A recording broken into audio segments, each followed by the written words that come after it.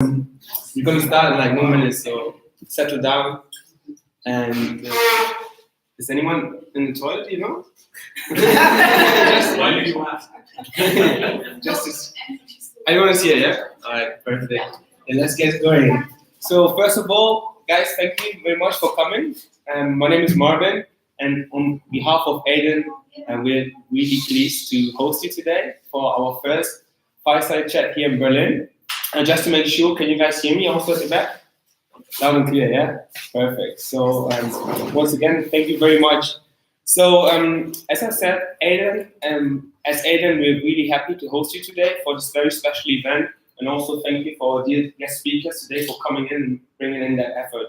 So in light of the annual African Book Festival that is happening at the moment in Berlin, ADAN, together with our honorable guest speakers, are super delighted to have you here and to have a discussion and explore the topic and the theme of today's discussion, which will be around how they use different types of media to preserve and shape current African history and also the future stories that the African continent is continuously writing about.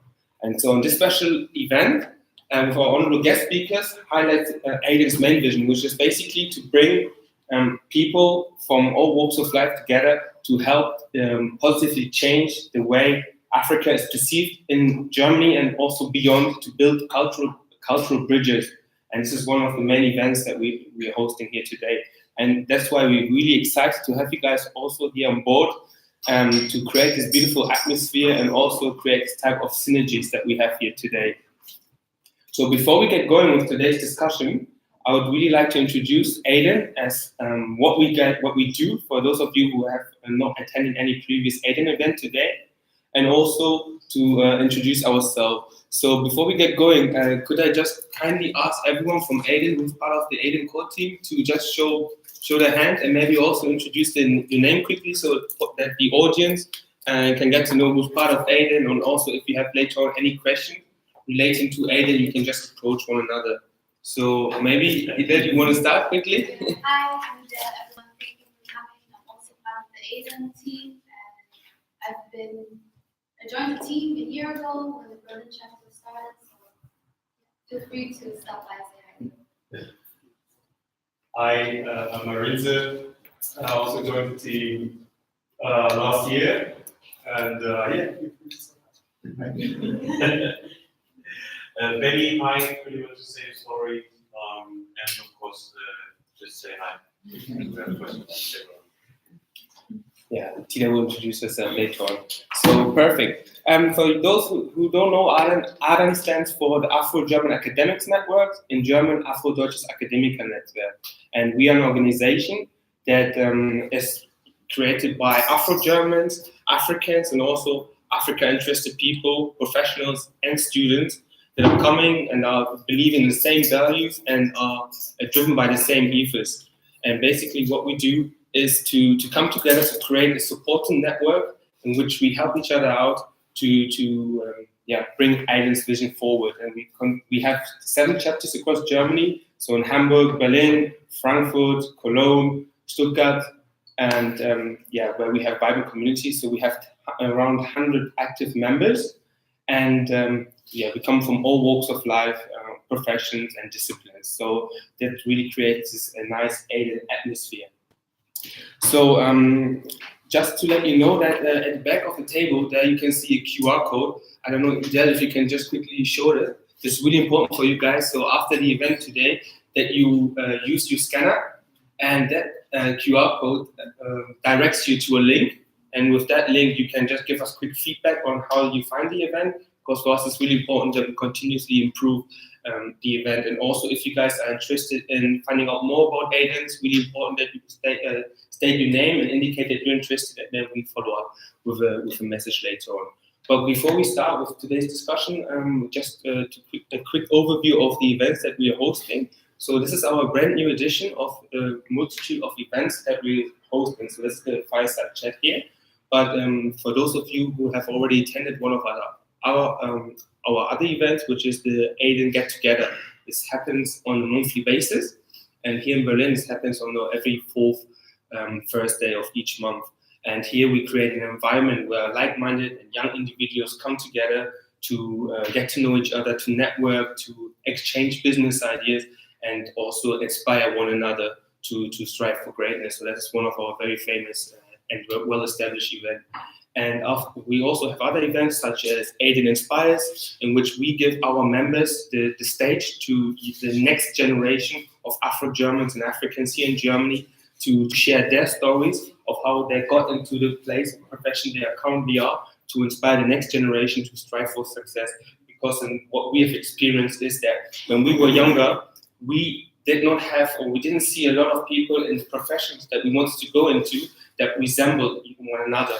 And we want to ensure that the next generation sees that if you want to become, or you strive to become a lawyer or a doctor, everything is possible if you just believe in it. That's why we really want to inspire the next generation of young Afro-Germans and Africans to do so.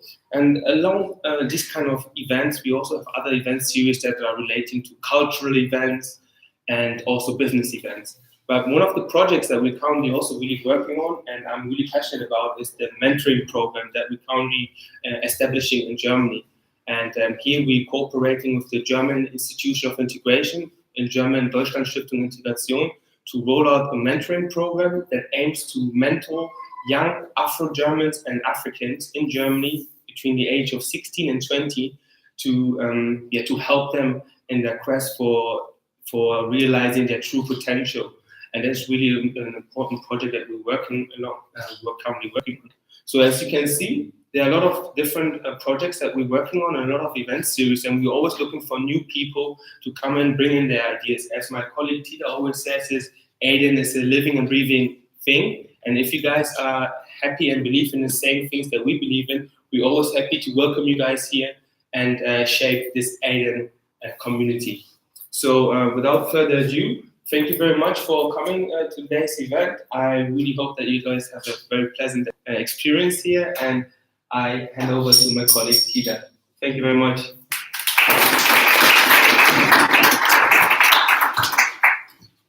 Hi everyone. How are you feeling today? Good? Good? Good. My name is Nyathi. I'm an ADAN member, and today, particularly a very happy African. The sun is out and shining. With that said, very grateful that all of you came out today, because you could be in the park somewhere and chilling in the sun. To start off today's discussion, I'd like to quote Nyathi, who said, "It is those who tell the stories that rule society." I am honored to say then that we sit amongst trailblazing royalty today. If I were to fully roll out their accolades, would need until tomorrow morning to finish. So I'll very briefly love to introduce Ms. Tsitsi Dangarembga, who is regarded as one of Africa's most talented filmmakers. Born in Mutoko, Zimbabwe, at just 25, Tsitsi enjoyed major success with her first novel, Nervous Conditions. She is the first Black Zimbabwean woman to have written a novel in English. There's so many firsts in that sentence, but hashtag trailblazer vibes. The book Nervous Conditions was named by the BBC in 2018 as one of the top 100 books that have changed the world. It's known gum today. We also have Musse there, who is a renowned Somali-born author and ethnomathematician. He studied in Somalia and Italy and completed his academic education as a PhD student in computational linguistics. We need to find out what that is. Since then, he's published numerous books in which, amongst other things, he examines traditional Somali board games, such as shuts, from a mathematical and ethnological perspective. Dr. Jama is also an activist and has a particular interest in civil liberties, and is the author and co-author of 6 books, 2 of which are dedicated to Somali board games. Are who? Sodo. Thank you. We also have Nyathi, who was born in Bulawayo, Zimbabwe, just like me, and now lives in Johannesburg, South Africa. Sugoluthe is a Nguni name, which means beautiful day. Maybe you brought the good luck of sunshine. Are they certainly more beautiful that you joined us? Thank you. Sue works as an investment banker and published her first novel, The Polygamist, in 2012, which sold so successfully that the story will be filmed this year and will be shown on the big screen. Some get us soon. Our last guest is not yet here. That is Robert Chagulani Sentamu, also known as Bobi Wine, also known as HE, the ghetto president. I will introduce him when he comes in. We should be having it in 20, 30 minutes because he literally just landed at table and is coming straight here. Yeah, wow. So I will kick off today's chat by saying we'll spend the next 45 minutes discussing, as Martin already said, how the arts and how the artists here present are using their different media to document Africa's past, shape how we perceive today, and also project into how we shape the future. If you have any questions along the way, please jot them down. There will be a Q&A section at the end. Okay, deal? Okay. I'll start with Dr. Jama. Adele, you spent a lot of your academic profession digging up the past in a very fascinating way. But first of all, could you please brief us on what ethnomathematics is? Right. First of all, thank you so much for having us here today for this organization. But also, it's wonderful today. If you join us, I hope at the end of the day we will have something good to give you back that make you back a beautiful day and weather that we have outside of this room. Every time when any topic that I have to talk, when I'm invited, people ask me two things. Are you coming to Somaliland? What is the difference between Somalia and Somalia? So that's a topic that normally takes a long. And then the second question is, when people read my biography, they say, what is ethnomathematics? So that takes the whole discussion away from the reason why we are. So briefly, the reason why I'm working on art and culture for the last almost 20 years, although my background is mathematics, and probably the link between the mathematics and what I am doing now back in Somaliland is exactly that concept of ethnomathematics. Unfortunately, if there is a problem of overshadowing the knowledge production produced out of the colonial Western knowledge. So the reason why ethnomathematics focuses is to get back that kind of mathematics born outside of the canonical, well-known today Western mathematics and see how we can get it back and put it in the normal curriculum. And an example that I usually do is if we define ethnomathematics as teaching mathematics in a culturally sensitive way, would be a typical example that I'm sure all of you, when you were studying the probability, the typical classical example that they taught you in the books is the game of dice, or it's the game of cats. Now imagine an African kid who never has seen what a game of dice or what the cards are. My question when I was approaching the ethnomathematics was, if I have to teach the game of dice first and then the probability, this young student, or if I have to teach probability and they might become a good player of the game of dice, why not to get some mathematical games coming from their own culture so they feel that they are close to, and the mathematics is not something that comes from outside, but every culture, every human being has their own mathematics. A typical Somali nomadic woman who has 15 cattle, she knows how they count her own sheep in her own way, and that's the real mathematics. So the idea of mathematics is go back to the culture, get the elements that create knowledge, and put in the circulation and the curriculum and the formal curriculum. So in a way that young people who are approaching in the knowledge production, they can feel that the knowledge is part of their life. So Thank you for that, because I had no clue until Wednesday what that was. And I can't be the only one. But if I may play the devil's advocate, with increasing urbanization on the African continent, surely this cultural way of looking at mathematics will die a natural death. Or what have you found in your research? The fact that if we put in the museums, collect them, then we will let it die. But my activity and my advocate is not to put in the museum, but to put back in the national curriculum, put back in the life of every day. Use it so it can't be back. I don't need to go back centuries and centuries to get rid of things that are useless. But if I go back, I'm sure that I can get something that I make it as add-on. I don't create new knowledge of mathematics, but I'm trying to teach mathematics young Africans and young. This is not only for Africans, it's every culture that's outside from the typical Western culture. If I can get back that, I for sure help that these young people feel that the culture is, that the knowledge produced is also their own. So it's just to put it back in the circulation, not to put in the museum, because that's what it will die. And what challenges what do you foresee in bringing in this cultural aspect into a westernized curricula? What friction would you see in that sort of merging of the two worlds?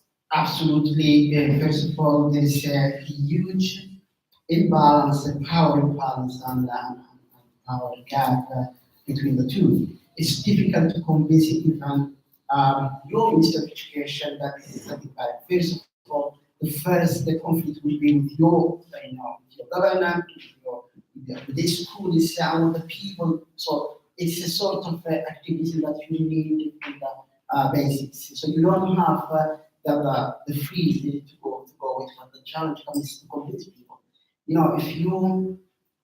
If you open the books of history or the books of geography in Somalia, you will find that the pictures of the people used are white people, and you will find why. Because I could have used it, this curriculum could use it locally, could have been used in a culturally sensitive way. Not only the games of mathematics, but the entire curriculum is made in a so, if you want, irresponsible way of thinking that how you could have been culturally sensitive and talk to. So the first challenge is exactly to convince people, older people, not because you will feel like quite outsider in the opposite. So that's the challenge. The second is unfortunately, many places like in Somalia, who is deciding the curriculum is who is funding, who has the money. So it's UNESCO, that's elsewhere, anyway, it's funded by someone else. So the decision is taken. So you have to convince people who are taking the decision to be sort of to understand your culture. So that's the second challenge. So people who are deciding politically, we cannot help you as academic, but they will help with funding and who's doing the job, obviously, paying. So that's another difficulty. But I think the major difficulty would be to create that the young Africans who are running the affairs of their countries to be mindful of what they are doing and not just copying and taking from elsewhere. So when that happens, then that will be easier for people. Thank you for those insights. On that same thread of blending cultures, I'll turn to Ms. Tsitsi. I was telling you yesterday that I recently rewatched a movie for which you wrote the script, Neria. The movie is almost as old as I am, but the message still resonates so strongly, and it's shocking. How do you think writing and the arts can help feed into individual and public consciousness to help create change and mold societies? Yes, well, thank you for that question, and I'd also like to say thank you to ADAN for this amazing event. It's really well done. and to thank people for coming out. I lived in this country in the 90s, and I can really see that an institution like ADAN represents progress for the Afro-German community, so keep it up. Yes, change through narrative, that's what one expects to happen. And we have a big example of change through narrative in Zimbabwe, which is, we come from the same country, I think you mentioned, right? And in the late 1960s and 1970s, Zimbabwe had an armed struggle, which at the time was said to be a liberation struggle, which I call a so-called liberation struggle now. However, in that liberation struggle, there was huge use of narrative. And this was not so much in terms of prose, but it was in terms of song. You know, fighters, guerrillas would go into the villages and there would be all these songs about this section of the society that is so evil, and we are the ones who've gone away to Mozambique, and we're missing our parents, but we don't mind because we're fighting for our freedom. And that was able to stir up a population that we have not seen easily stirred to fight for what they thought was freedom. So here we have a concrete example of the use of narrative. And the use of narrative in that way was in part fostered by the Eastern Bloc at that time, who were also using narrative in various ways in order to mobilize people for the ideals of the Eastern Bloc. So now it makes it seem as though narrative has been used in the service of violence and oppression. Yes, I think we do not have that many examples of narrative having been used for liberation, real liberation purposes. Excuse me. And so this brings me back to what you said. It is those that tell the stories that rule society. And I would change that, and I would say it is those who control the stories that are told who rule society. And I'm saying this because I have been telling stories as well as I can since the 1980s, but I don't rule society. So if it was just a question of telling stories, I should be ruling society now. So in interrogating why I am not ruling society, I have understood that my storytelling is outside the institutionalized streams of storytelling. And when we think of storytelling, we're thinking of the conceptualization of the stories and the actual production of stories. So you need that creative input, but you also need a machine and apparatus that will be the means of production for these stories. And then part of that apparatus is also to bring these stories to the people. And this is what we have been lacking on the continent. We see that this is changing. We have a lot of publishing houses, and that is very good. What are these publishing houses enabling? They are enabling this creative impulse to be produced. But what about the last part of it, which is getting these stories to the people? When these books that are written are actually available, how many people will be able to understand them? We had a really wonderful session this morning at the book fair with Alma Shaw from Liberia, who now is in Rwanda. And she has written this amazing book. I know it's amazing, although I haven't read it yet. And she said that she had to consciously choose a certain vocabulary so that the people in Liberia for whom this book is intended would be able to read it. How many of us do that? Where are some of our impulses coming from? Zimbabwe, one of our most famous writers is Dambudzo Marechera, who went to Oxford and fancied himself as a Zimbabwean Kafka, kind of Kafkaesque writing, which is wonderful. But in the context of what you are talking about, engendering change, how far is that going to go? What we see is young men in the revolutionary phase swallowing chunks of Marechera, which is fine, but what is the actual impact? Because this is a very specific group of young men. Now, the mention of Oxford is also really important because here we see who is controlling the stories. Even a lot of these publishing houses are linked into this neo-colonial complex, or what I sometimes call the Anglo-Saxon axis, through the aid apparatus. And so I think we have not really come to the point where we can engender change at the level that we need to, because we have to pay more attention to the apparatus rather than just the creative impulse, but also the apparatus that will enable all our creative impulses to come to be. And I'll stop there for the moment.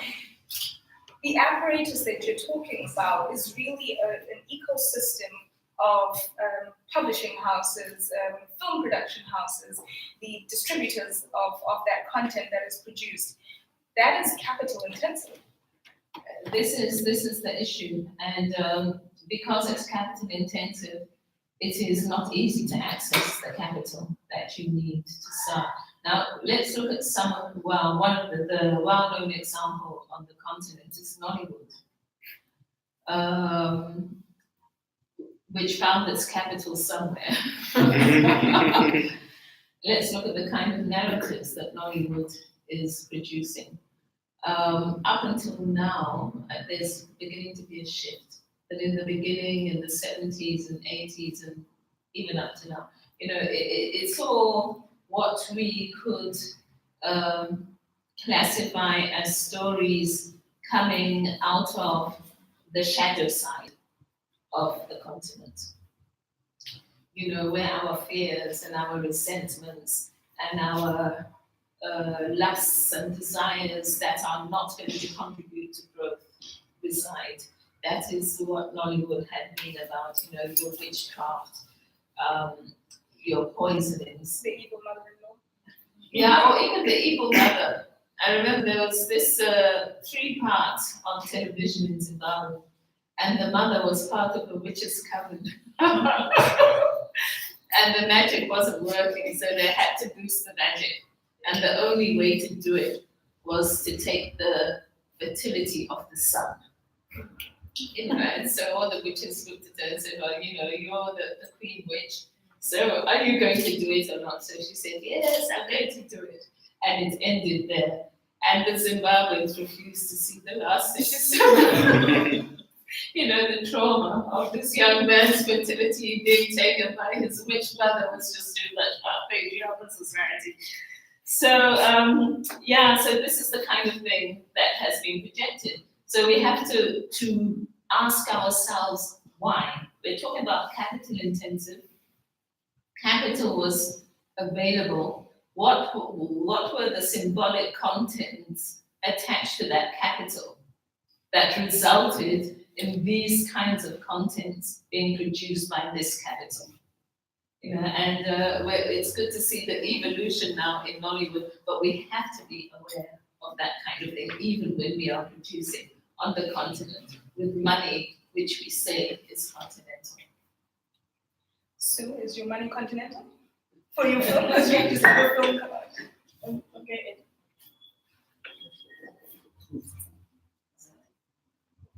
So the film hasn't come out yet. They were supposed to actually go into production in February. But there's now an issue with the funding, which is frustrating the process. And so the company that brought the right for the option at this point is, that's what they have at the moment, are being funded by the South African government, so which has a fund for film. So they get so it's called slash funding. And with that, with that funding, then the producers are able to then go out and get matching funding. So whatever the government gives them, if it's 5 million, they can also get 5 million from, right? Yes, from other sources, yeah. And so so, that process, I guess, has been kind of frustrating. But yeah, so I wouldn't say I'm not involved in the actual production. So my contribution to the process would be the book, which is the source material, for a story that's been told.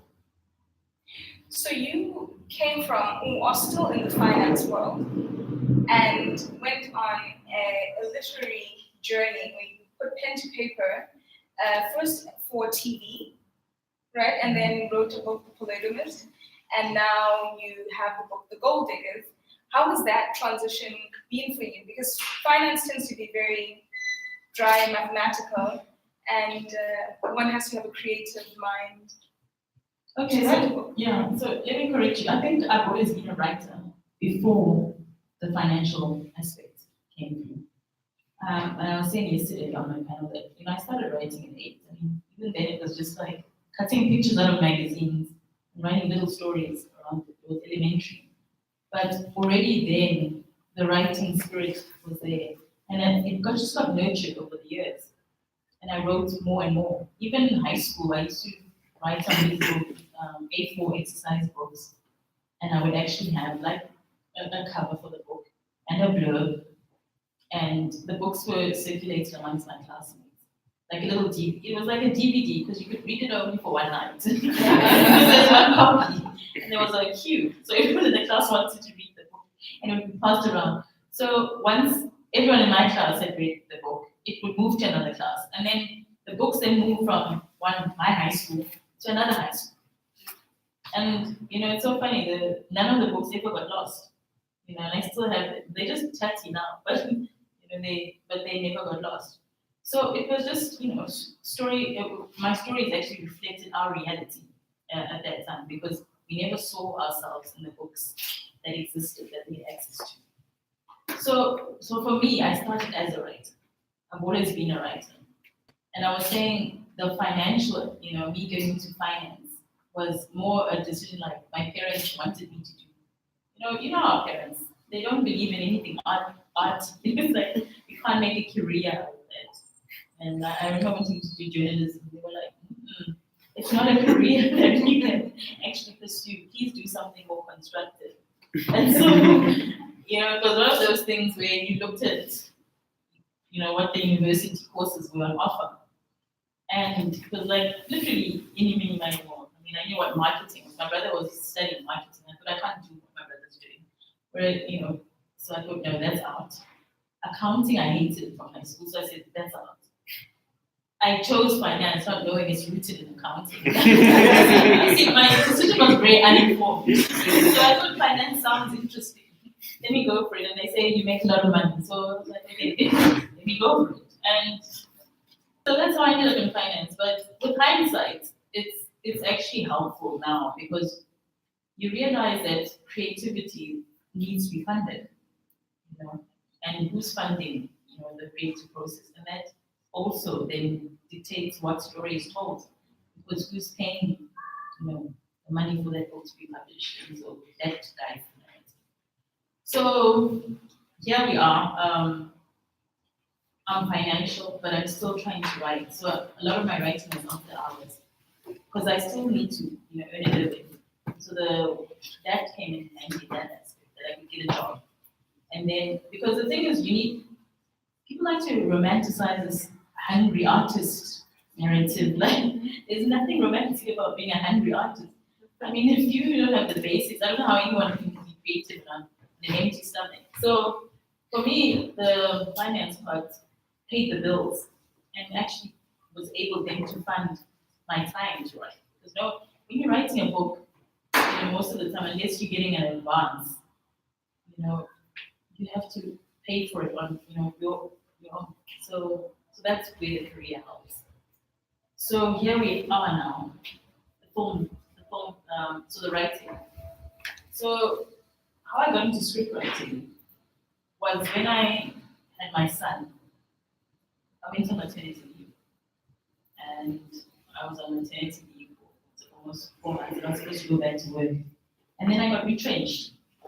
So I never went back to work. And so I was at home, I'm a mom, and I'm unemployed. And you know how it is when you just had a child, nobody's like, banging the door down to hire you because they think, well, this one's going to be cut between tending for a baby and work. So at that time, my book, The Polygamist, was already out, and the producer had already shown interest in The Polygamist and wanting to turn it into a book. But the same production company was like, we're actually going into a TV series. Would you like to write for it? And I was like, but I don't have any script writing experience. And they were like, no, you write. It's not difficult. And so they gave me the software and basically took me through the road. So that's how I started in the script. That's how the transition came. You touched on a point and you said you write about everyday realities. And I saw that come out very strongly in The Gold Diggers. It touches on the topic of migration, following these characters as they leave Zimbabwe, cross over into South Africa and start their lives, for better or for worse. And migration, as you know, is a hot contested topic in the global north. There's massive backlash going on right now, whether it be in the US or in the UK or even here in Germany. You focus on transnational identities. You also have a transnational identity. You from Zimbabwe, living in South Africa. How do you see intra-African migration, and what do you think is this reason for this really strong backlash coming out of South Africa at the moment against migrants? Okay, so we'll start in South Africa. Okay, the big backlash. Most of the time when you hear people complaining about migrants, they're taking our opportunities, economic opportunities that are there, and basically crowding us out of our own jobs that should be ours. Then the second one is they're taking our women. Yeah, so it's like basically we have all these foreigners that have come in and have just stolen everything that was meant for us. So there's a strong sense of entitlement.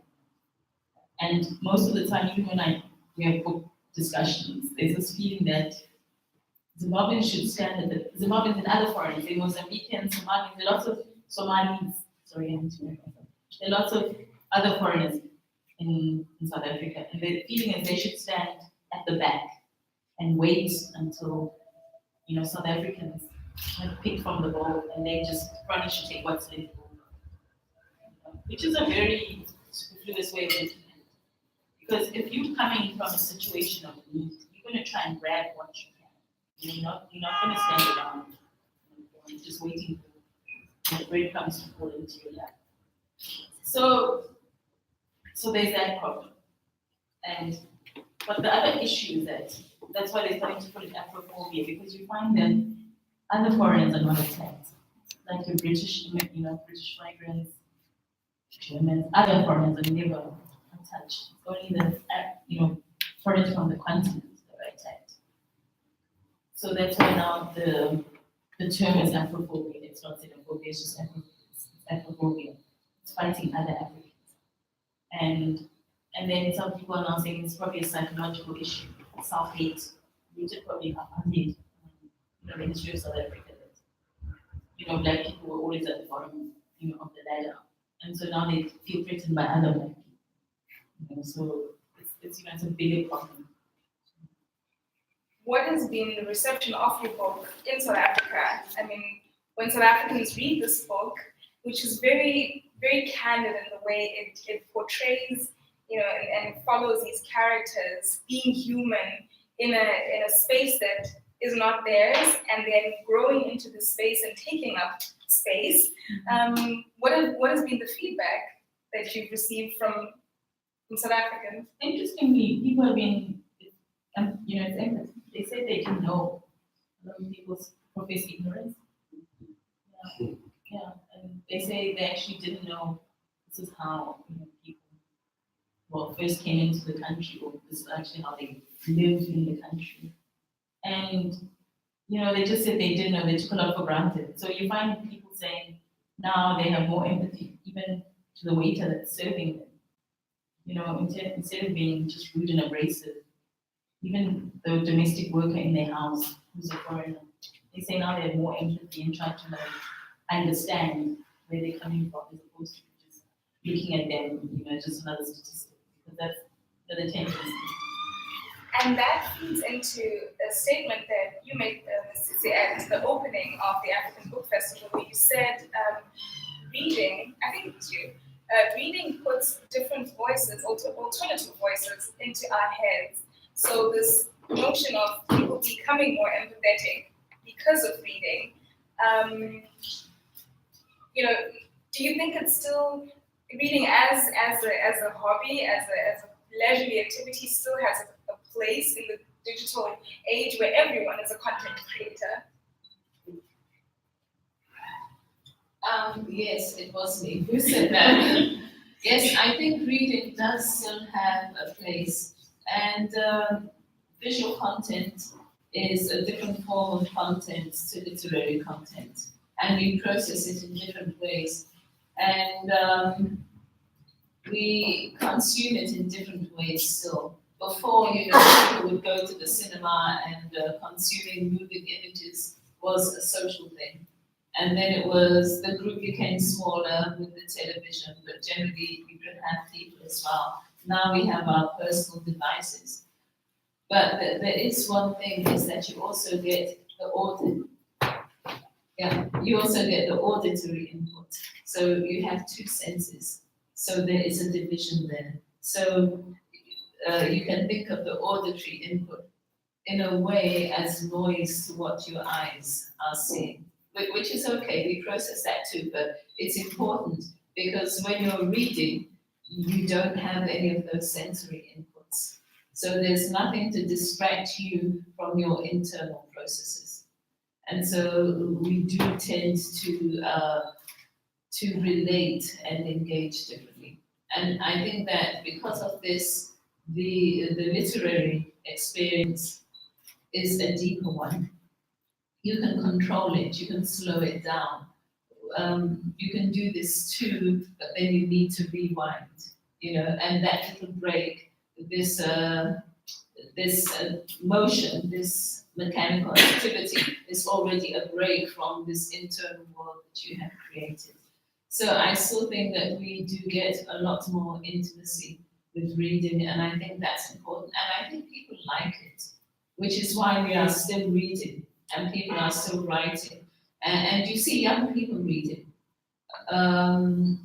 All my children read, even the one who really was born in the digital era reads. And I've been talking to colleagues, maybe it's just colleagues at the book festival. So it's their children who read, but I don't think so. People are still reading. And so I think we will have these parallel processes the whole time. I just want to add something. I was just thinking as you were speaking, about the way you consume the different, like films consume different books. And like she's saying, with books, it takes more time to get through it, but generally it's a slower form. Whereas with the film, it's 120 minutes, 60 movie, and it's done. And what you're doing is sitting. So it takes more effort to read. I think, I feel people are reading less. Readers are becoming almost niche, because people don't want to read as much. If you look at how the newspaper industry is literally dying, because people aren't buying newspapers anymore. Reading on has changed. They rather read online and summaries, and people just want to summarize stories. I think maybe that's why Twitter is so popular, because people just get the storyline. And you find with most online things, if you put in a link, people don't even open the link. They just want to read the few lines and just hear what it is. So I think that's also important. That's changing. So I think at some point we also have to change the way we communicate.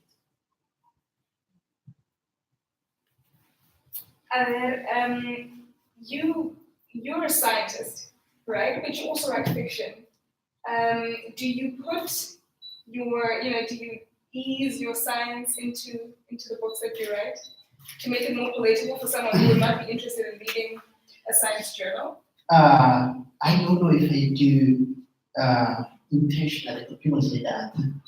But I want to go back a little bit about the issue of the reading, how important it is, and then come back to the fiction.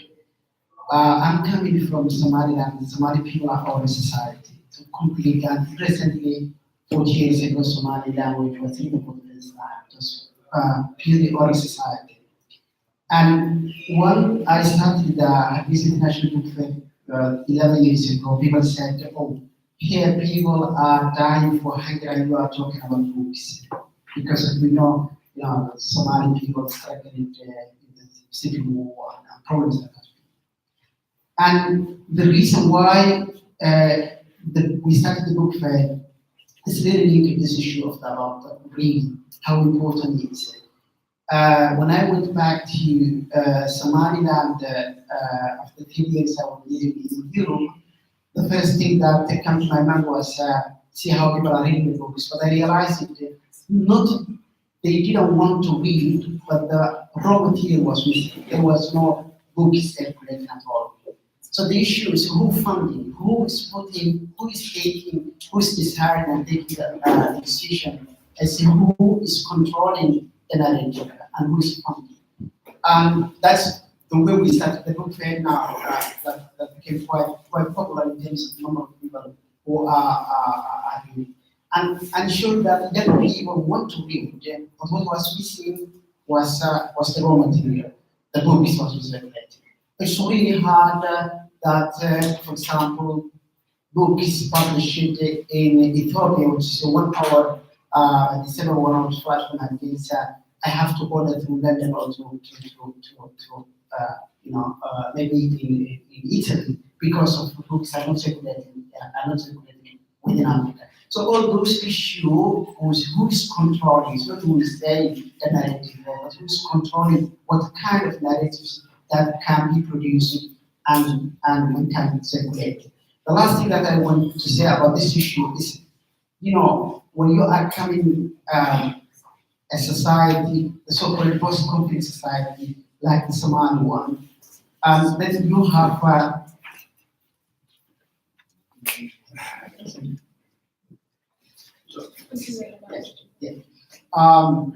what's happening in a post-conflict society is that you have already bigger resources as a ruling body or as people who are deciding where to put the money. And you start with the most important thing, like security, safety, infrastructure, roads, hospitals, schools. When you come to the art and culture, you already finish more than you have. So in the least priority. But then what happened? It happened that you create a broken society because of, as I repeated, art and culture is what makes the human being human.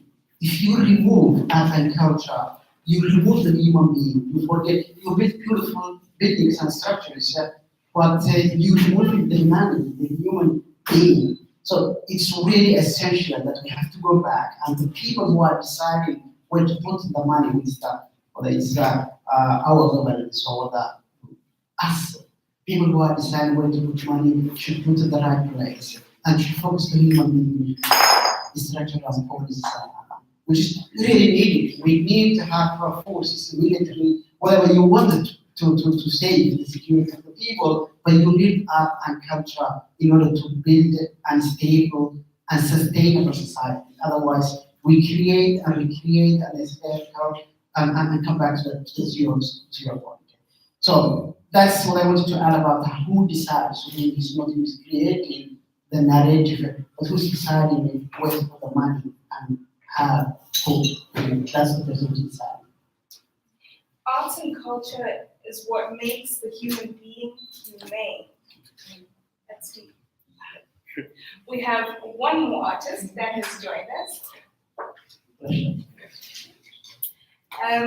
Robert Chabulani Santama, aka Bobi Wine, aka HE, Bobi Wine. You will say what the HE stands for. The ghetto president. Robert is a Ugandan musician, actor, politician, philanthropist. His road to stardom began when he launched his music career at the age of just 17 years of age, and has skyrocketed to become one of the most famous musicians in Uganda, a country of 42 million people. In April 2017, Robert announced his first candidacy for Ugandan parliament. His campaign caused a stir in and outside Uganda, and he still continues to ruffle feathers wherever he goes. He won the Chadondo East by-election and as an independent candidate with a large lead over his two experienced components, Musse to Guariniza Sebo. Welcome.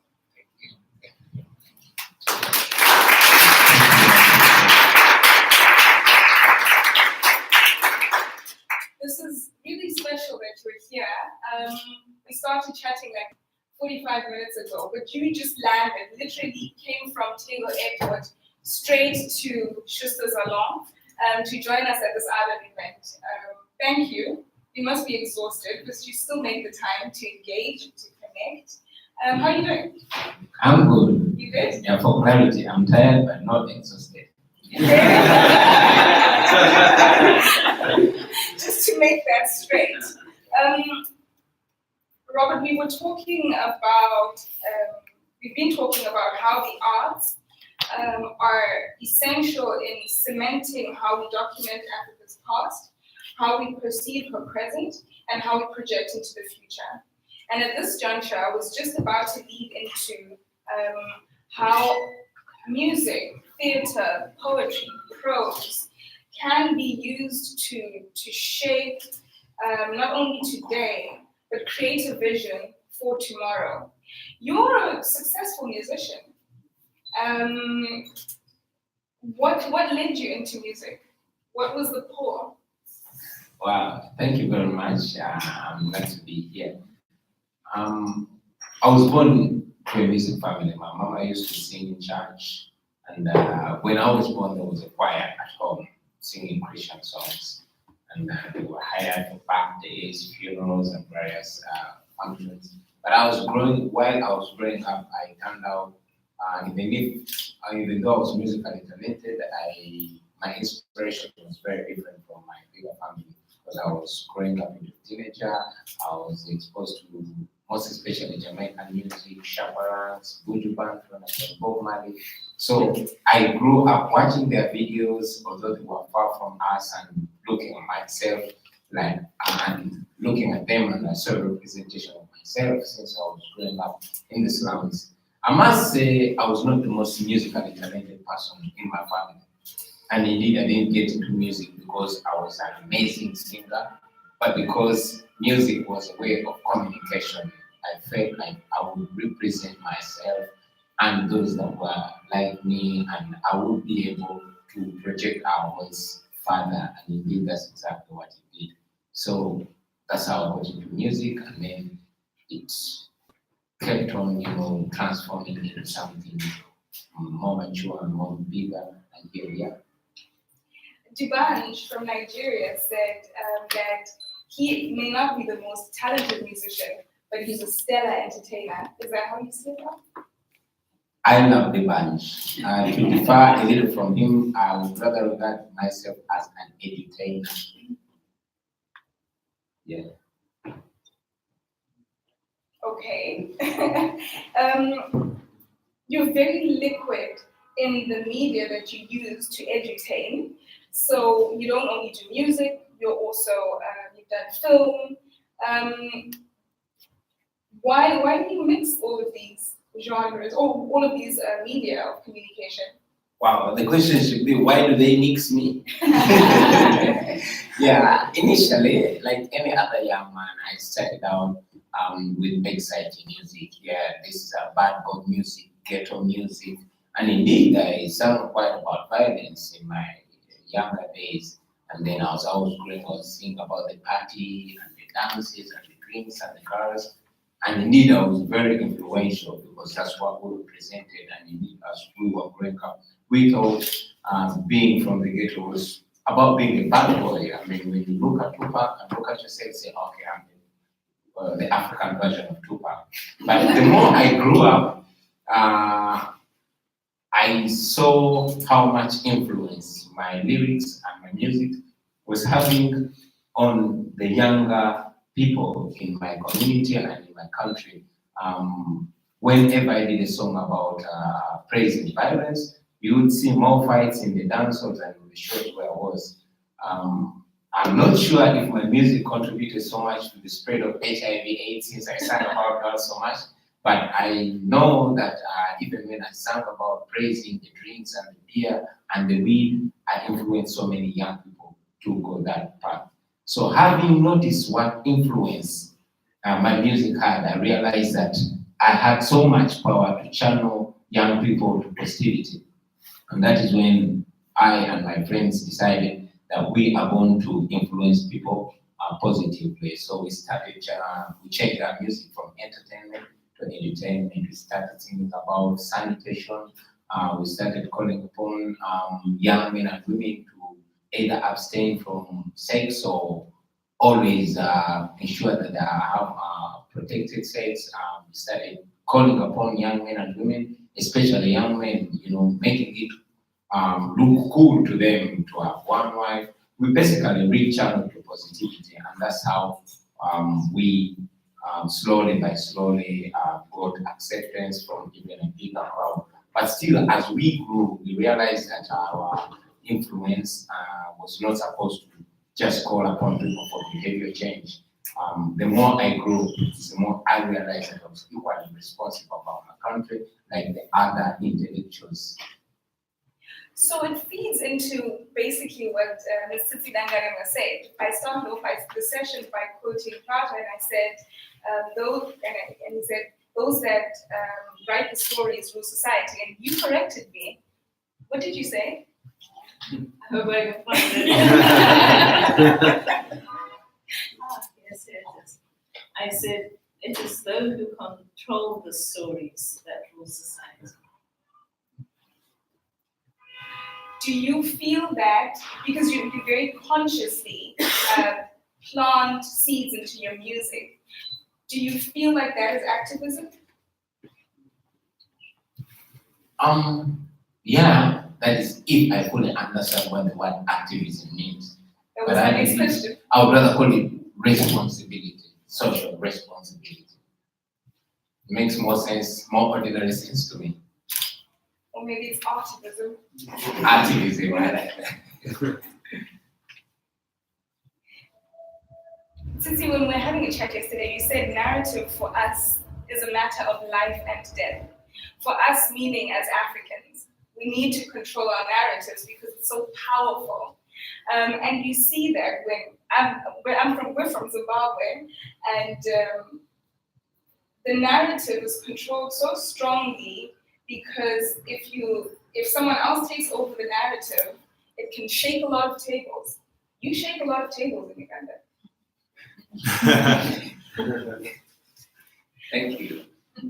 What can I say? Yeah, narrative is everything. Narrative tells you who you are and who you're not. And like she said, who controls the narrative, controls everything. So it is the narrative that describes us, and it is whether or not we choose to control the narrative when we choose or not to control who we are or who we are perceived as.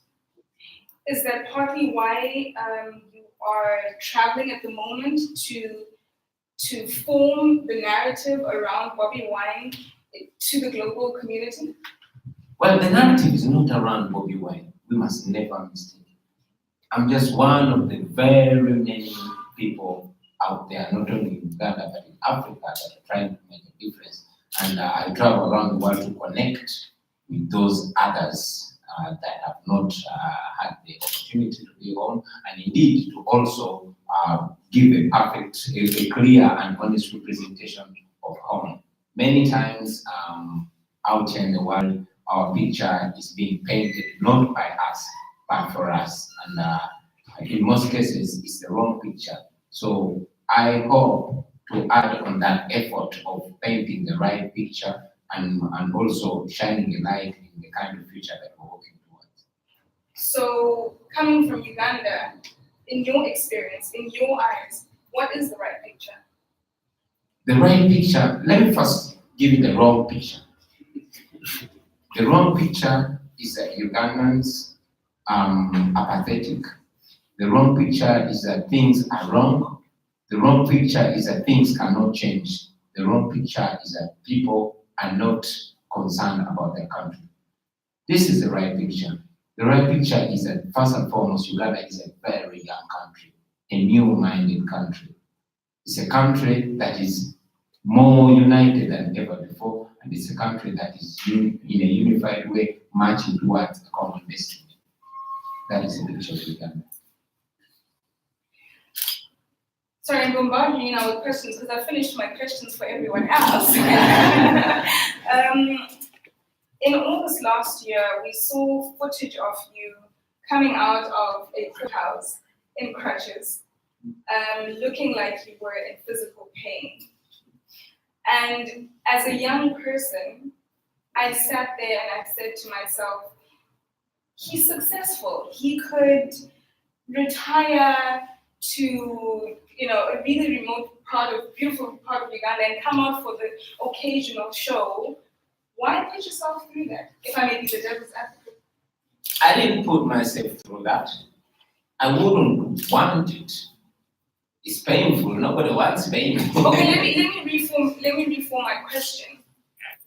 My question is, knowing the opponent that you stand against and knowing the repercussions that come from the work that you do, enlightening society, pushing for the voiceless, why would you put yourself in a position that could tip either way?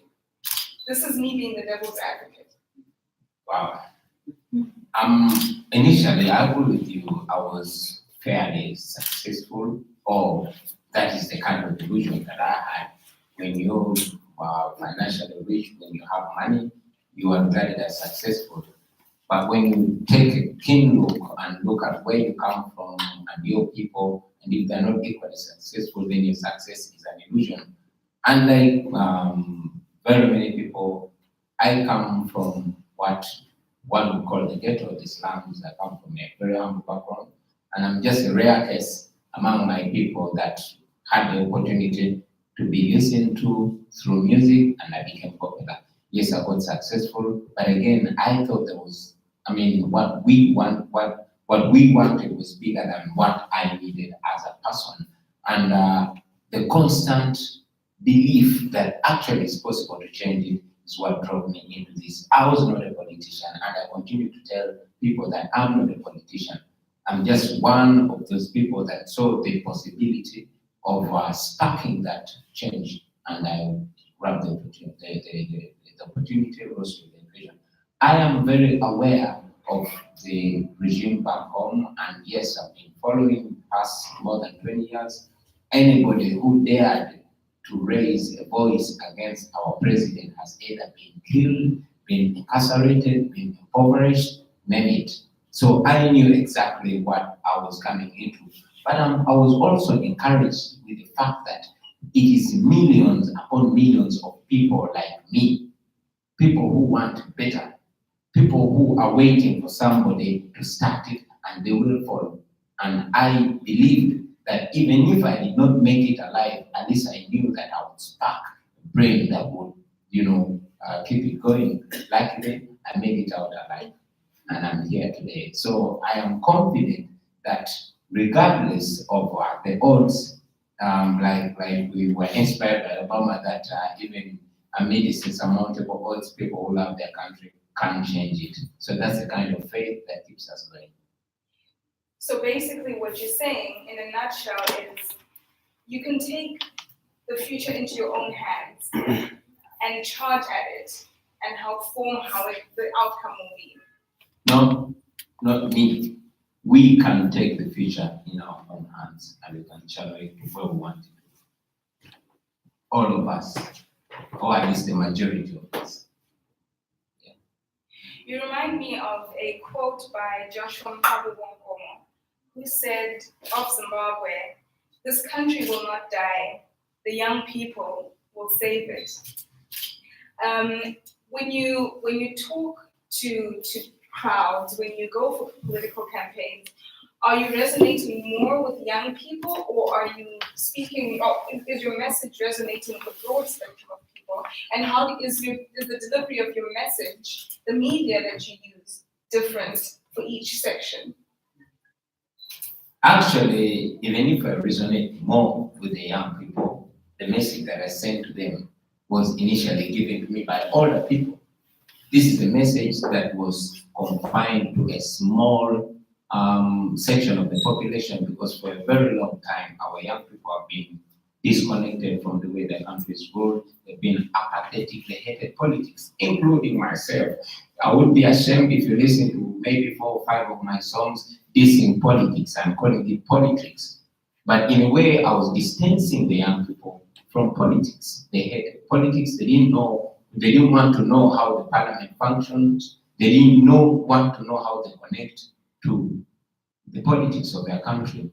Unfortunately, they continue to be manipulated and oppressed. Now, having heard from the elders castigating me particularly for being irresponsible and castigating my age mates for throwing our own future to the old people that are not going to be present when we are their age, it rang a bell in my mind, and I decided to use my effort as to use my influence in art to keep bringing the bells in every young person's mind, to make them know that actually it's our country, and it's not only our country, but we are sentenced to a life without the people that are making the decisions today in just a near future.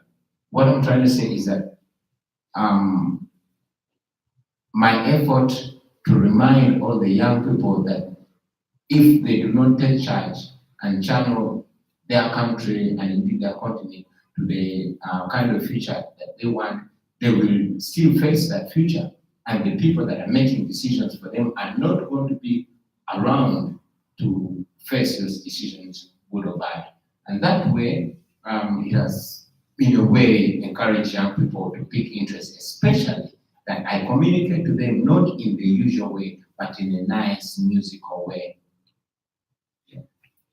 So to start wrapping up this conversation on that very inspiring note, I want us to all imagine 10 years from now, the projects that you're working on, Tsitsi, Susu, other, maybe you will be HE for real in 10 years from now. If we were to meet again, the same people in this room, 10 years from now, what would you hope the most to see as change? I don't really understand where would the change, where would I be looking? So, based on what you're currently working on, and where the world is moving towards, what would you like to say? In 10 years' time, when we meet each other, to be like, oh my gosh, remember 10 years ago, this was still going on? Thank goodness. Oh, okay. It's no longer there. Yes, okay, I hear that. One of the things that I'm concerned about at the moment, and you mentioned it when you spoke about Joshua Nkomo, and you said the young people will save Zimbabwe. I find that that is not something I'm comfortable with, because I feel that it is people who actually have power and influence and impact today who are abdicating the responsibility. So I also think that ageism is like any other ism. It's dividing. It's a kind of way of looking at things that divides us and prevents us from pooling our resources. And I don't really know why Father Zimbabwe Joshua Nkomo would have said that. But what I do know is that is very much in the neoliberal discourse. You know, the young people of Africa. the youth dividend, which is to be reaped. When I sit with people from the global north and they're telling me, yes, we can fund you if you are going to be teaching the young people, I say to them, is that how you deal with creators of narrative in your country? Are you saying that every creator of narrative has got to be teaching young people, otherwise there are no resources for this person? So what I would like to see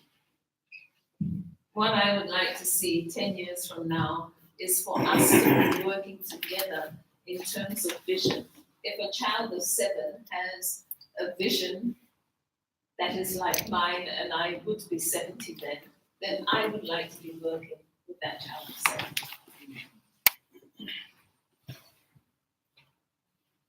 Okay, so for me, I think it's quite a difficult question, and I've actually observed that the more you want things to change, actually the more they stay the same, And I'm thinking of this in a social context.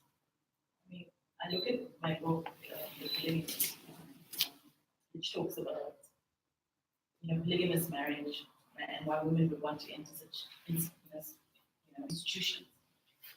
And I would have thought that over the years, women have become more independent, more empowered, that they would actually feel adequate and enough being on their own. But we actually find that it's not the case.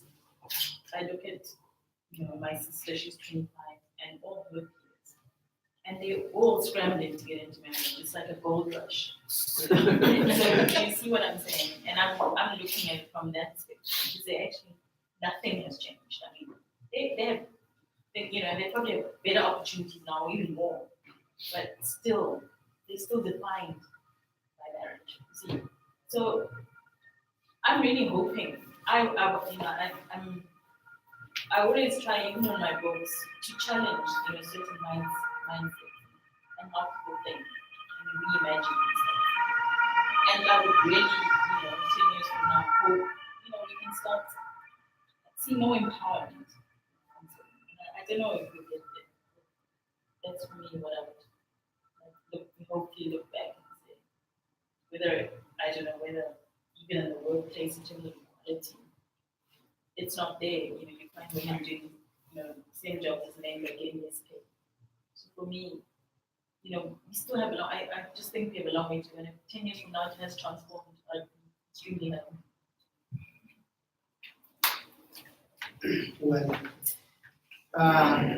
probably in this case, I will be very local. I mentioned how important is art and culture within the existing society. And 10 years, I would love to see differently.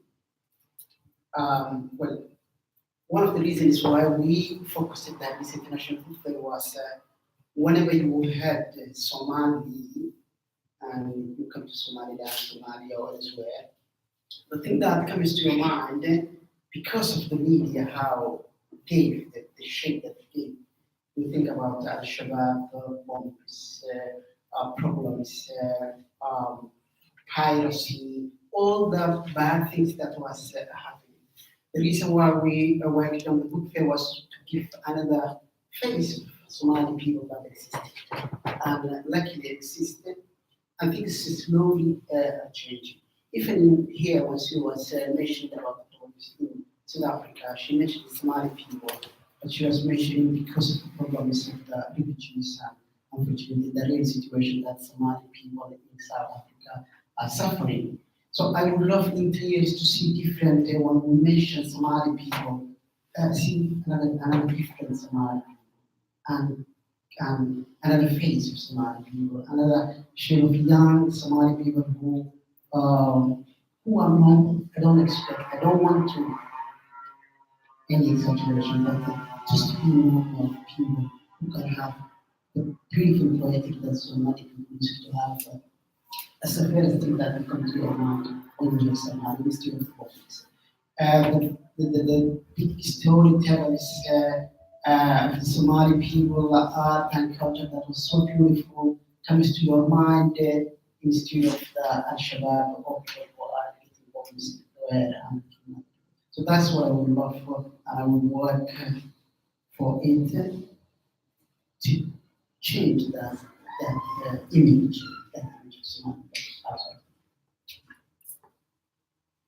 Wow, thank you very much. That sounds like a beautiful thing. 10 years from now, I'll personally be in my late 40s, so I'm not going to be a young man anymore. And many of my contemporaries would be answering for what we're doing now, would either be enjoying the fruits of our works now, or we will be taking the blame of our failures right now. I know we will be the elders, because where I come from of late 30s and new 18, so we'll be elders. However, I want to see more aggressive young people 10 years from now. My desire is to see more young mindset reflected in the young people 10 years from now. I want to see more Bobi wines. I have hope that leadership will have changed, but if there are more radical and aggressive young people on the African continent, that will mean that our leaders then will have their feet held to the fire. Our people will have more ability to hold their leaders accountable. So the leadership will be more to the benefit of the people than to their exploitation. So 10 years from now, we hope to see more people power than we see right now. Thank you very much.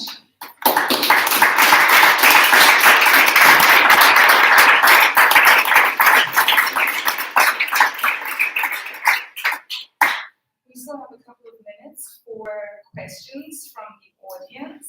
I will You have a question? You have a question? Okay. Yeah, hi. My name is Thabo Tiki. I'm a filmmaker and photographer from South Africa. And my question actually goes to Bobi Wine and you. Of course, the others can also answer. But what do you think, for example, in Uganda, what is the problem? What do you think is the problem? And what do you think needs to be done to solve the problem? You know? Say it in Zimbabwe. Wow. Yeah, since I'm seated with authors, I'll borrow an answer from one of my favorite authors, the author whose book was the first book I read cover to cover. That's a Nigerian author called Jama, and his book was Things Fall Apart. This guy was asked the same question in the 80s about Nigeria. What is the problem in Nigeria? And the answer I'm going to give to you does not differ from the answer he gave when I was maybe 1 year or 2 years or something. The leadership with Uganda is not the people, it's not anything else, it's a leadership failure. What I am saying right now has been said so many times, but it has not been practiced. Uganda is endowed, the Ugandans are good, we are the most enterprising people, we are the second youngest population in the world. That is a resource. We have the most fertile piece of land on planet Earth, and I will take any challenge for that. So we have everything we need, but it's just the leadership that we're failing, the rampant corruption, the nepotism, the lawlessness, the abuse of human rights. So once we have good leadership, once we have accountable leadership, once we have leaders that put the interests of the people before their interests, then we are going to have a flourish in Uganda. Everything else is secondary. It's about leadership. Thank you.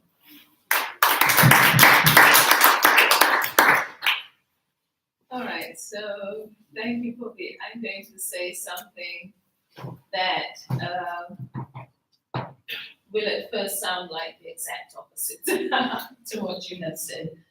I think the problem in Zimbabwe is its people.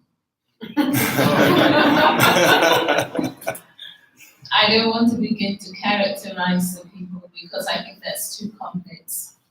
And I think people become what they are for reasons, historical reasons, and maybe something that has become part of them through the way they have developed over centuries. And the reason why I say this is because the leaders come from the people. The leaders are not different from the people. It is this person in this village who had this mother and father and these aunts and uncles and this chief maybe who is now behaving like this. So this behavior was facilitated by all these people. Nobody is saying, let's not do that. Let's say this whole village and the chief are agreeing, yes, let this leader continue to behave like this. What about the next door chief? Can he not come and say, hey, this is not so good, let's see if we can change things? We don't see this happening. So there is a problem in the people that is allowing this kind of leadership to perpetuate itself. And I think we had an example of this in Zimbabwe, where the people, for some reason, in November 2017, convinced themselves it was a good idea to go out and vote for people who had presided over genocide in the south of the country. Why did the people do that? You know, the very same people went on television, the very same television station that had been denying platforms to opposition. And these people used that same platform that had been used to oppress people for 3 decades and said, come out now, we're going to provide transport for you. So people said, yes, okay, we're coming. And they went into the provided transport and they started kissing the soldiers. So I think we have a problem with the people. And until we solve that problem with the people, we will keep throwing up these kinds of leaders. And it appears to be contradictory, Bobi, to what you said, but I believe that at the end of the day, it isn't. Because you were talking about yourself as an ordinary Ugandan. And then you saw for yourself, oh, what I'm doing is not possible. I'm going to change. So we also do have that capacity within us. So we need to activate that capacity through the arts and culture, as you said, Jama. Any other questions? Well, if there isn't any other question, I mean, you might as well just answer my second question, which is what needs to be done. To me,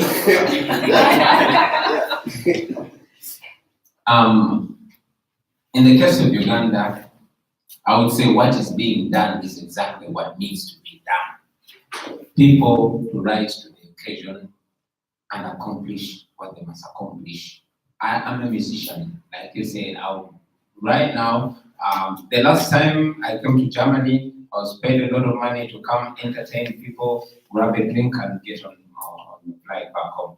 Today, I'm coming here to spend time and interact with all people that can help facilitate the change back home. And I'm sure that very many other Ugandans are doing the same across the globe. So it is people rising to the occasion and knowing that what they've not done, nobody's going to do it. Right now in Uganda, like I said, for a very long time, our people have been apathetic, especially the young people. But we've been carrying on a campaign calling upon the young people to get involved. How? Not to come to the streets and riot, no, but to go and register and be voters and to keep the conversation wherever they are, in the ghettos, in the little saloons, in the little tax parks, and wherever they can, to see that the narrative and the conversation about their country is mainstream, so that when we get to the elections, they are actually making an informed choice of various leaders. And that will be able, since we believe that our problem is a leadership problem, we'll be able to change the leadership right from the lowest to the toppest, and I believe that will be the beginning of our solution. Any further questions?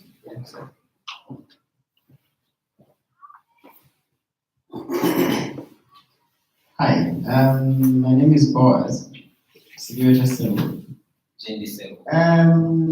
I write stories and I tell stories.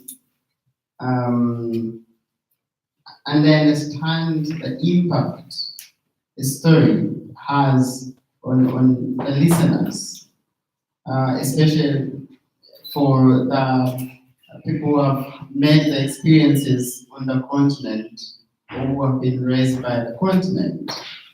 But I'm also confronted with the truth and the reality that it's not common that on the continent, the young generation, in a moment where it is very digital, to allow themselves to read and to play ancient games, or even to be told those stories that my grandmother used to tell me, that I can now deduce and relate to my own situation and write something different.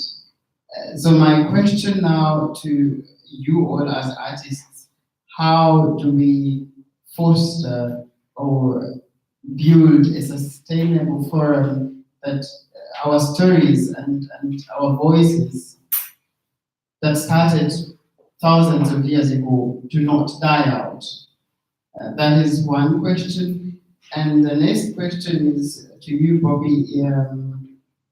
I very much share the same values that you share of democracy, which I want to quote unquote because I feel it is very Eurocentric and it's a foreign word to us in Africa. But I still want to ask you to help me to understand on the issue of sustainability, which for me, I see it comes in at a point where we have strong pillars to hold exactly the success that you are talking about.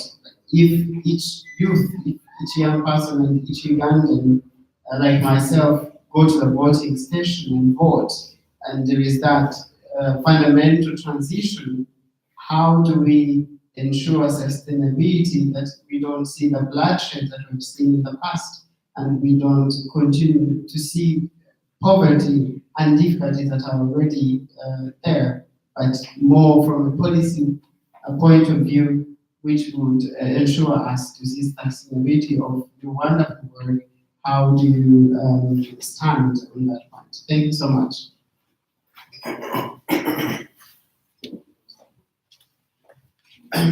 I think when I read something normal, I don't think how to engage with the specific target people that I write what I believe.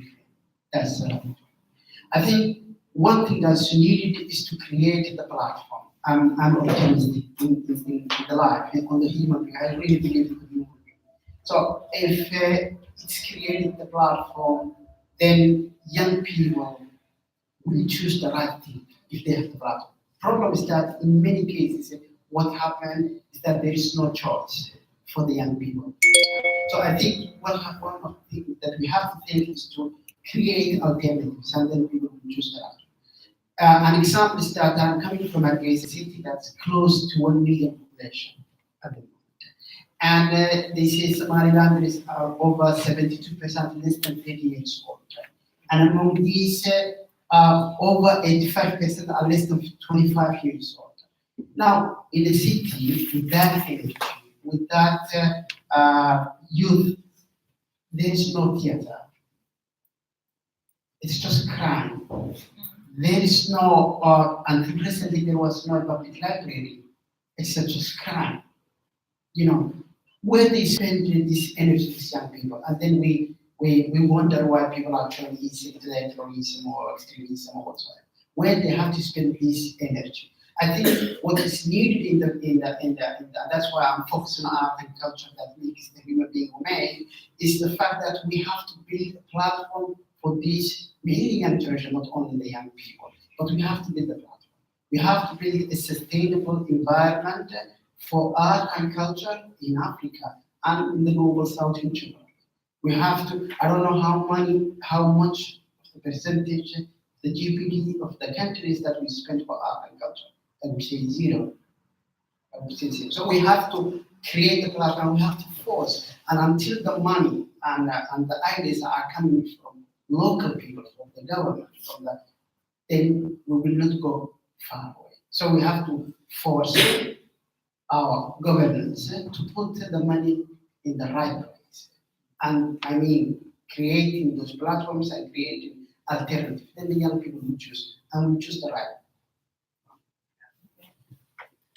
And just to add to that, I think in terms of the platforms that we use, we also need to be innovative so as to encourage longevity. I mean, if you think of in Africa, a lot of our stories were told orally and passed on from one generation to the next. The storytelling, around the fire. Maybe we need to go back to that. So instead of just having published books as one format, audiobooks, we should think of that as well, as another platform. And other, film is also another great platform. So, we need to enhance the different ways to actually tell those stories, trying to adapt to what's actually happening now.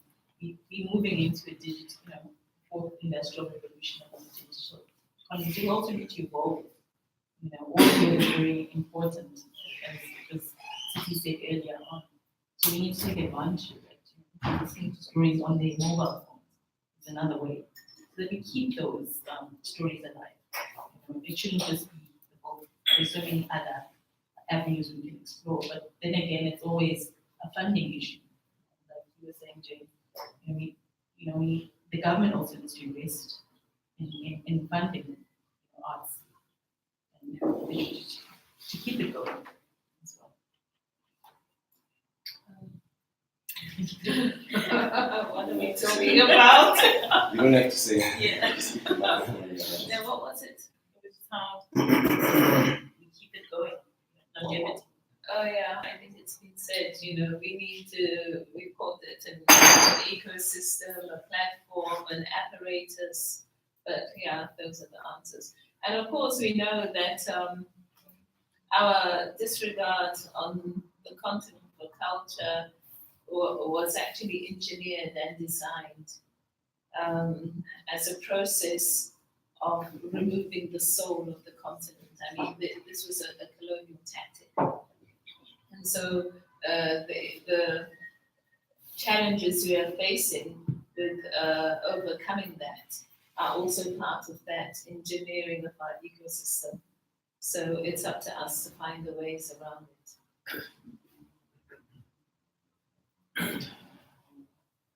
Thank you very much.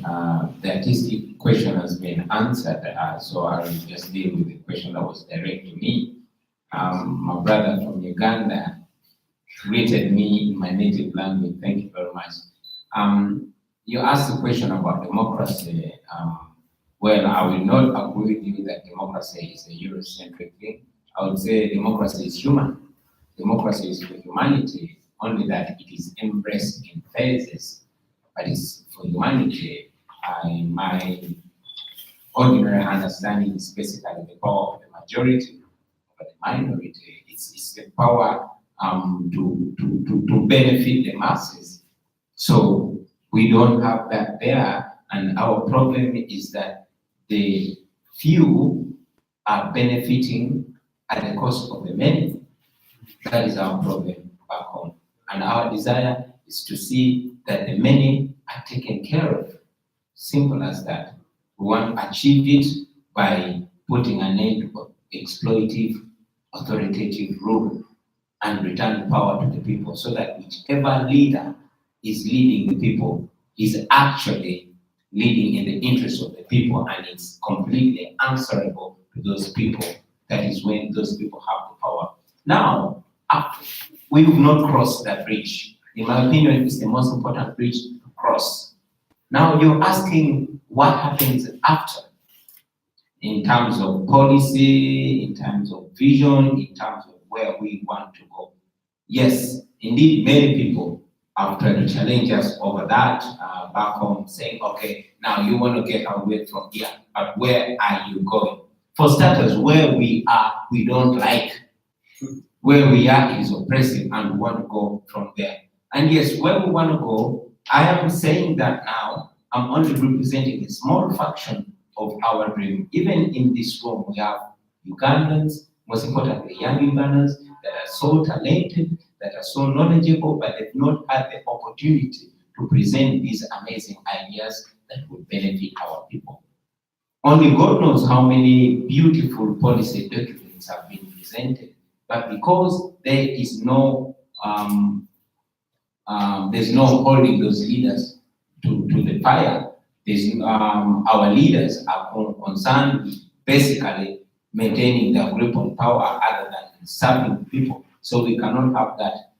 I'm of the strong conviction that once we return servant leadership, when the leaders are really servants of the people, then the best ideas are going to win. We have a lot of beautiful ideas to pick from, only that those ideas don't have a chance for implementation. So once we cross this bridge, we know that the future is robust because we are full of ideas and we are full of people. So many Ugandans are spread the world over. We are among the most hit people with brain drain because our country does not offer those opportunities, and that's why our people keep running away. But once we return the sanity, once we return the opportunity for talent, then we hope to see so much talent repatriated back home. And indeed, talent that is home, that has not been given opportunity, we hope to give it opportunity. And then I won't be the person to answer the best economic or agricultural or educational policies. We will be, all of us, given a chance. Just another question that I want to throw back at you, Bobi. I mean, what do you say about the assertion that the reason why it's felt that democracy has failed in Africa is because it's un-African? I mean, people say it's un-African because you've always had a system where you had chiefs, you had kings, queens, and power was passed down, from the father to the son, And so this business of voting was imposed on African people. Yeah, but I mean, it depends on how far back you look as what is African, I mean, if you talk about chiefs, where does the tradition come from? You call it African, but it's really African? Yeah? Can you actually say for sure that the chieftaincy is actually African? Can you actually really prove that? Yeah? And a whole lot of other cultural aspects of things. We have, for example, now the female genital mutilations, which our elders, or the mothers of our mothers, say that it's actually African to circumcise women. Yeah, they put this into my mind. Is that really African? I meet a lot of African men and women in the streets here right now who are saying, "Hey, listen, we fight against segregation or whatever the case is." But at the same time, they're segregating against their brothers and sisters who are lesbian and gays, and they're saying that it's African, it's really African. We have to actually question those kind of things before we actually just say this is African and all those sort of things. We have to understand where those things are coming from, because at the end of the day, we are being manipulated and being lost in translation, because all these kind of things have been brought to us and say, "Hey, listen, this is African," but because now it has been brought to me because Mandela said, "Yeah, listen, I actually did not understand. I don't understand this culture," and this culture of lesbian and gay, and automatically we say, "Oh, he didn't understand it, so of course it's not African." That's not my question. That's not a question. Thank you very much. That question is 100%, 95% answered. And the only 5% that I would add to compliment you would be that we as Africans refuse to be identified like that. No, we're civilized people. I mean, once upon a time in Europe, there was no democracy. There is democracy. There are many countries that didn't have democracy in Africa, but they are beacons of democracy. Yes, every country is not where it wants to be, but at least many of them are on that path. Kenya is not at the same level as Uganda democratically. Ghana is not at the same level with very many African countries. It is going to take us, and first of all, the narrative that we have, the belief that we have, how we decide to identify ourselves is what's most important. We can choose to identify ourselves as democratic or undemocratic. It's up to us. As for me, I believe we are democratic. Thank you.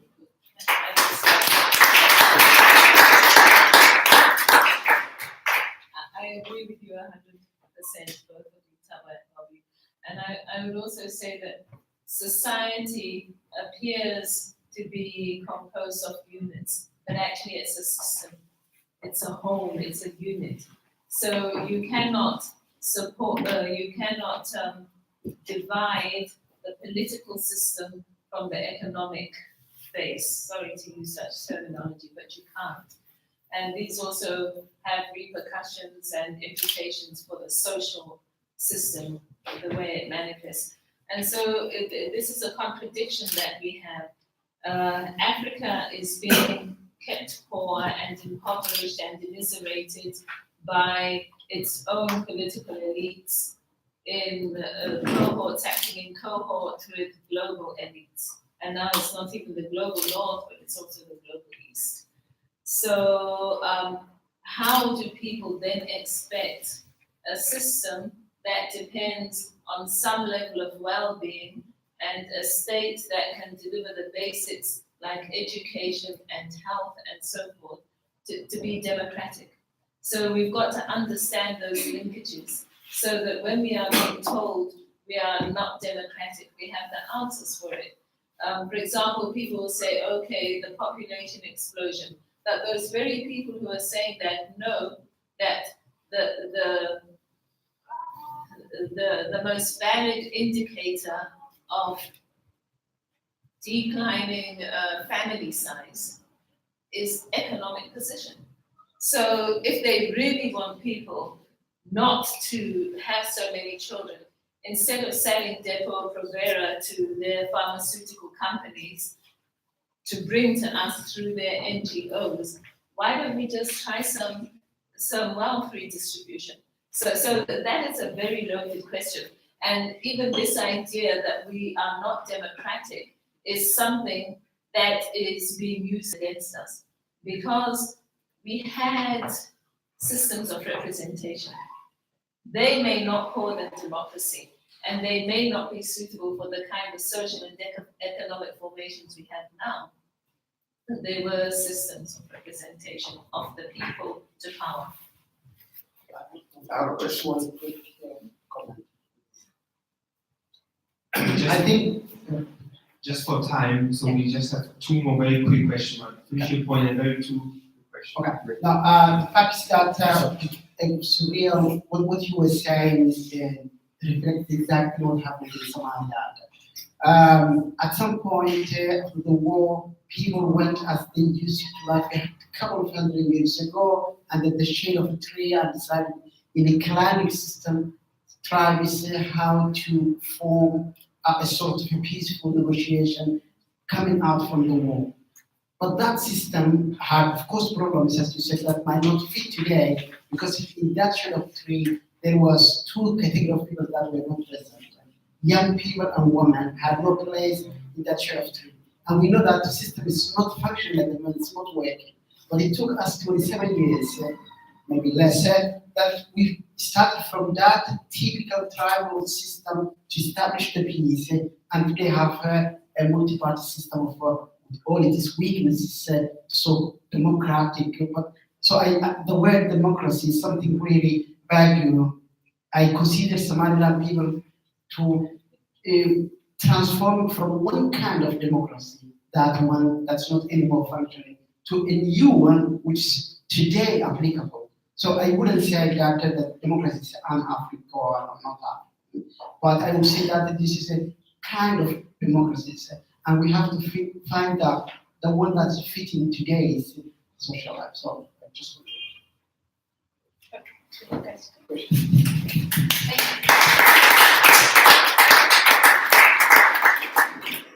First of all, thank you all for coming here. It's very great that you all agreed to be part of our fireside chat. My question would be directed to you, Bobi Wine. It's, as someone who considers herself as revolutionary, my question would be what also happened to Nipsey, seeing him dying for the cause and the struggle for his people, and what you now are doing, transferring from an artist, speaking up, even though you don't consider yourself politically, what you have seen what Wycliffe John did in Haiti, how he was then persecuted by the media and how he was then treated to kind of turn him against his people. Have you experienced something similar to that from your transition when you changed, as you said earlier, from talking about weed and drinking to uplifting the people, talking about revolution and uprising? Wow, thank you. Of course, I cannot in any way equate myself to the great Nipsey Hussle or the great people that we've lost in the past, standing for what's right. Yeah, in the past, those songs or the lyrics I sang, even though right now I look back and look at them as inappropriate, they were very, very appreciated. I was one of the artists that never missed on state functions, on police functions, on military. I was their favorite. And when I started editing songs, they liked me even more. But of late, ever since I started speaking for the people and raising awareness about how possible it is for people to change their life, my music was abolished. My public appearances were outlawed. I'm not even allowed to attend a church function.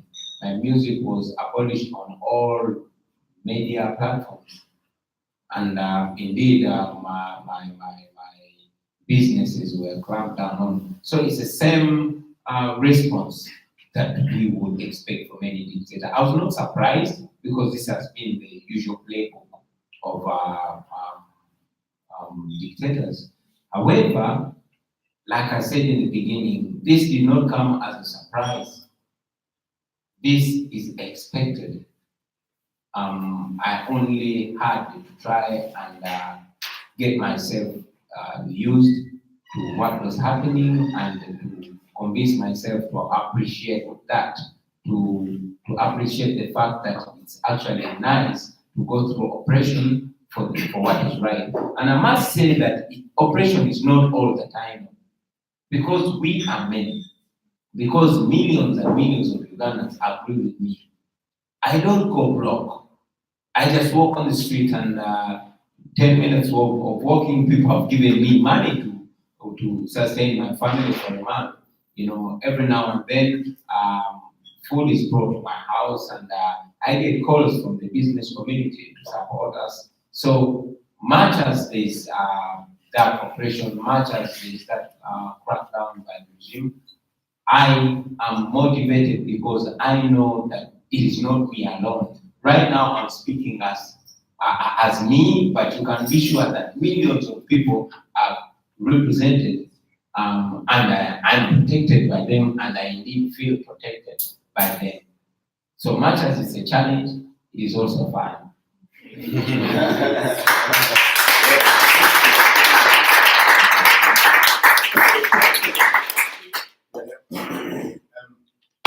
There's one thing in this discussion that I always find difficult is when we talk about leadership, it's only a reference to politics, and that's the separation of people and leadership. Of course, leadership fails you, but the problem is that leadership goes to society. A teacher has leadership, everywhere has leadership.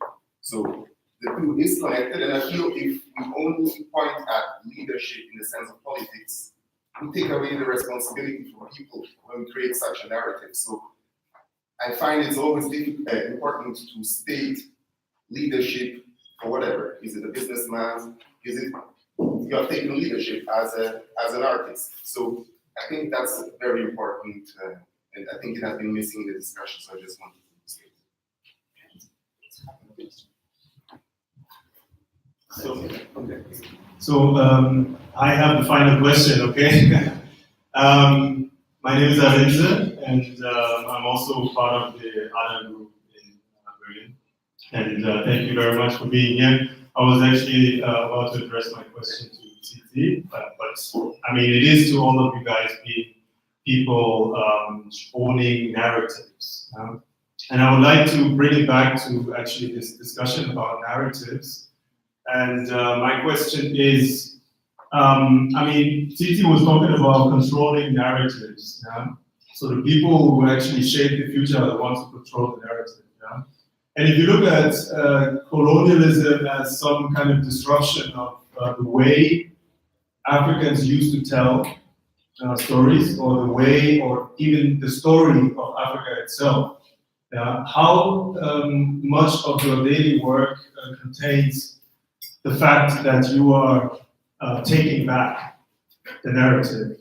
How much would you say is this a drive, an inner motivation to take back the narrative and take back power for yourself and for Africa itself? And the second question would be, sorry, it's directly related. It's actually the same question, but what are the ways you take it back? That's basically. Thank you. If I myself, the reason why I'm studying mathematics is a part of answer to your question. I want to take back and get what values these people feel that they own in order to build their narratives. My last comment about how Somaliland came out from the war, went back to the tribal form to decide, and it's a way to get back the narrative. The problem is that in many times, mainly those parts of Africa, in East Africa, people see colonialism or the European care.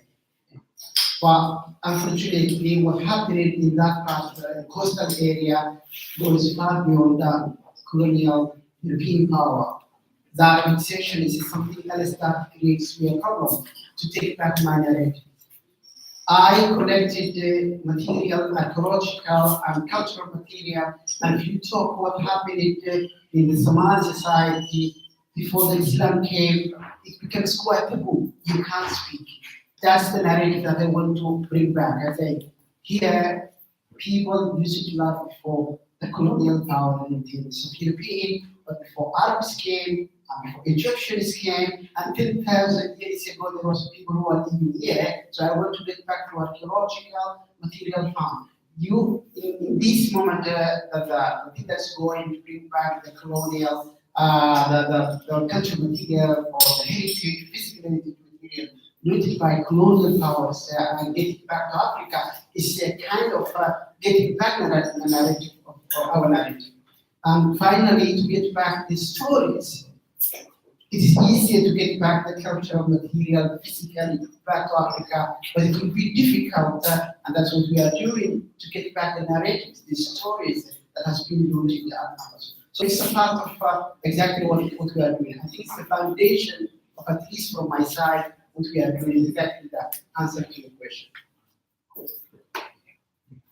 Okay, in terms of controlling the narrative, I think the fact that we have Africans writing stories is one way of doing it. And going beyond that, we have African publishers now. So we are actually writing the stories we want to write, and they are being, published, without being doctored to suit any other narratives beyond the African narrative. So we have Africans writing for Africa. And it's like you say, whoever tells the story controls the narrative. So, and the fact that we're starting to own the means of the narrative, Africans are owning media houses. We are producing them. So you can now start telling the story the way you want to. I mean, that's why I think that the film was very successful. Was it Wakanda? What was it called? Wakanda? What's it called? You see the way that black people portrayed. And yeah, so it's those kind of things when we start to take back the narrative. Because I mean, if you think about it, this whole thing of immigration, there's this thing that African migration into Europe has become a European headed. But what happened with European migration into Africa? So it's also a headache, and it still is a headache for us. But nobody, you see what I'm saying? Whoever has the means of power controls how you view it. And on that note, I'd like to thank Robert, ADAN, and Tsitsi for coming through.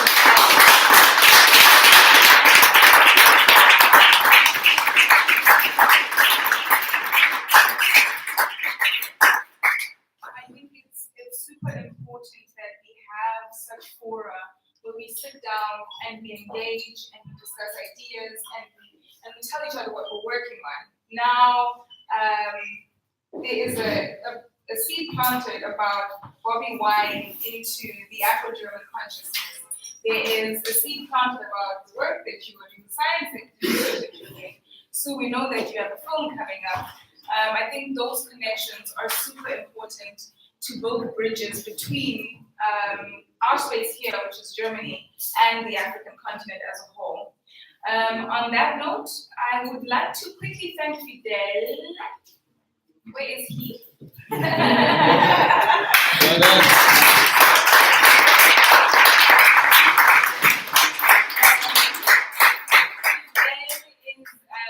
the Eritrean German entrepreneur who runs this space. The space is called Jama. He set it up, so you see all these little beautiful details, you know, that create a beautiful story of the space. He set it up, and he basically offered the space to us. It's a commercial space, but he offered it to us as ADAN today.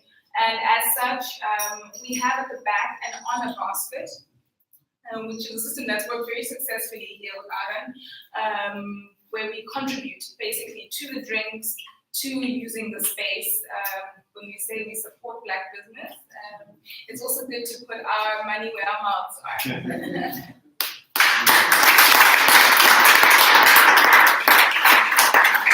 So guys, to wrap it up, so it was a phenomenal discussion around these topics of arts, music, and how important it is to control the narrative and to portray Africa in a different light within Africa and also beyond. Super, super insightful. So for me, I've learned quite a lot on this conversation.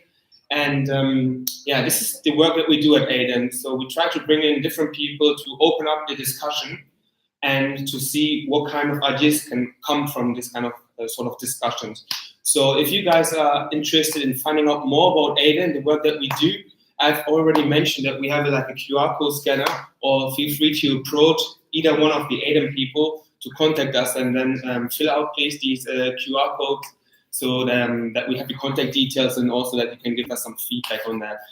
Also on that note is that on the 25th of April, we have another ADAN event, which is the get-together that I've mentioned earlier, which is to create a similar space in which we bring in like-minded people to come and have a discussion around networking, around business idea, and other similar stuff. So if you're up for that, also feel free to approach us and given the time. So one more time, thank you very much, guys, for coming. We still have a few minutes. If you guys want to mingle and chat with the people, feel free to stay here. And yeah, one more time, thank you guys. We really appreciate the time that you have to come here, and it was super phenomenal to have you guys here. Thank you very much.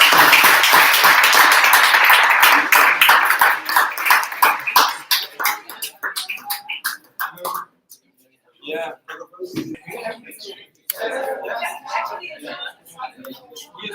Can we take a picture? Thank you very much.